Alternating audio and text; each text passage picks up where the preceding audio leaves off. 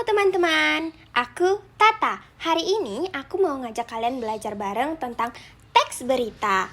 Kalian pasti sering banget kan lihat berita di TV, koran, atau media sosial. Tapi kalian tahu nggak sih sebenarnya apa itu teks berita dan bagaimana cara mengenalinya? Yuk kita pelajari tentang teks berita. Teks berita itu adalah teks yang berisi laporan tentang peristiwa atau kejadian nyata yang sedang atau baru saja terjadi.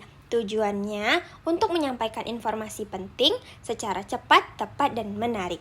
Jadi, teks berita itu nggak boleh asal-asalan ya, harus berdasarkan fakta mengenai suatu peristiwa yang sedang terjadi. Kalau ciri-ciri teks berita, apa aja ya?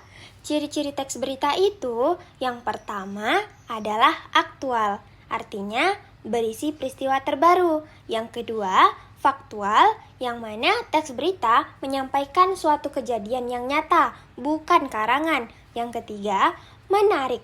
Teks berita harus ditulis dengan menarik agar orang mau membacanya sampai selesai. Dan yang terakhir, dan yang sangat penting, teks berita harus mengandung unsur adik simba.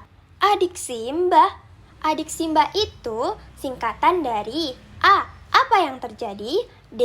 Di mana kejadiannya? K. Kapan waktunya? C. Siapa yang terlibat? M. Mengapa hal itu bisa terjadi? Dan yang terakhir, B. Bagaimana peristiwa itu berlangsung? Nah, jadi teman-teman harus ingat terus ya mengenai unsur adik simba ini.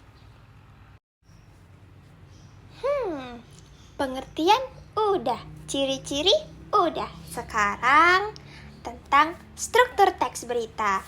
Ada 3 yang menjadi struktur teks berita. Yang pertama, orientasi. Orientasi merupakan bagian pengenalan masalah atau hal apa yang dibahas di dalam teks berita. Yang kedua, peristiwa. Peristiwa adalah struktur teks berita yang menceritakan tentang kejadian yang terdapat pada peristiwa atau hal yang ingin dibahas secara rinci dan berurutan. Kemudian, yang ketiga ada sumber berita. Sumber berita biasanya bisa terletak di awal berita atau di akhir berita. Umumnya berisi tentang kapan berita itu diinfokan atau di mana berita itu diinfokan. Kalau bahasa yang digunakan di dalam teks berita, gimana? Nah, yang pertama itu, teks berita biasanya ditulis menggunakan bahasa yang baku, jelas, dan lugas. Kemudian ada kata kerja tindakan, keterangan waktu dan tempat, serta kalimat langsung atau tidak langsung. Ternyata belajar teks berita tidak susah ya. Sekarang kalian tahu kan apa itu teks berita, ciri-cirinya, strukturnya, dan kaidah kebahasaannya. Jangan lupa ya, jika menuliskan sebuah teks berita, selalu pakai unsur adik simba dan pastikan semua informasinya benar, bukan informasi karangan. Terima kasih udah belajar bareng aku. Sampai jumpa di